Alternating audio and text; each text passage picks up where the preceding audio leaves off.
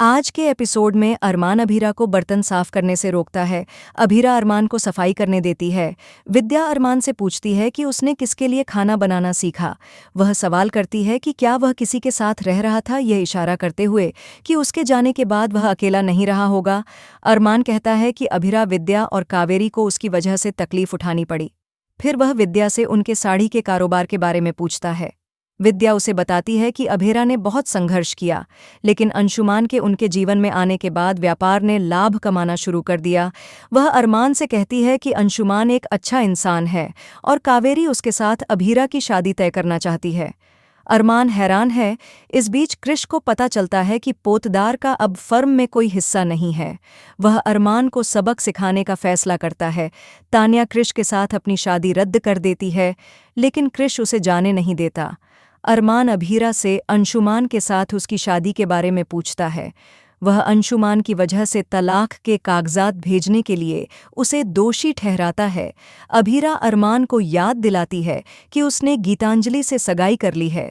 वह सच छिपाने के लिए उस पर भड़कती है और कहती है कि वह जानती है कि मायरा गीतांजलि की बेटी है।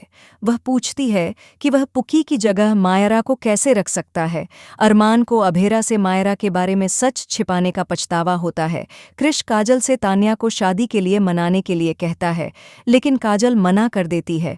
मनीषा सवाल करती है कि अगर तान्या अपरिपक्व है तो कृष उससे शादी क्यों करना चाहता है। तान्या अंशुमान से कहती है कि वह शादी रद्द करना चाहती है। अंशुमान कृष को सबक सिखाने का फैसला करता है और अपनी कार्य यात्रा रद्द कर देता है, लेकिन तान्या उसे उसके लिए इसे रद्द न करने के लिए कहती है। मायरा अरमान से बात करती है और पूछती है कि वह कब वापस आएगा। अरमान उसे आश्वासन देता है कि वह जल्द ही वापस आएगा। गीतांजलि अरमान को बताती है कि मायरा ने आगामी स्कूल स्पोर्ट्स डे के लिए उनके नाम सूचीबद्ध किए हैं। अभीरा उनकी बातचीत सुन लेता है और मायरा गीतांजलि और अरमान की योजनाओं के बारे में जान जाता है। अरमान को लगता है कि मायरा अभी अभीरा के बारे में सच्चाई जानने के लिए बहुत छोटी है और उसका मानना है कि वह कुछ भी नहीं बता सकता, क्योंकि मायरा गीतांजलि को अपनी मां मानती है। काजल तान्या को शादी न तोड़ने के लिए मनाती है। मनीषा इसके खिलाफ है और उसे लगता है कि काजल और कृष तान्या को बरगला रहे हैं। तान्या पुनर्विचार करती है और शादी के लिए आगे बढ़ने का फैसला करती है।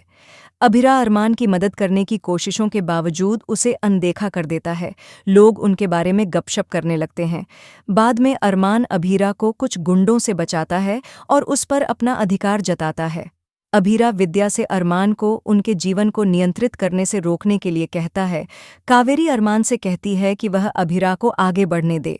जैसा उसने किया, वह अभीरा के जीवन में हस्तक्षेप करने के बजाय उसे जाने के लिए कहती।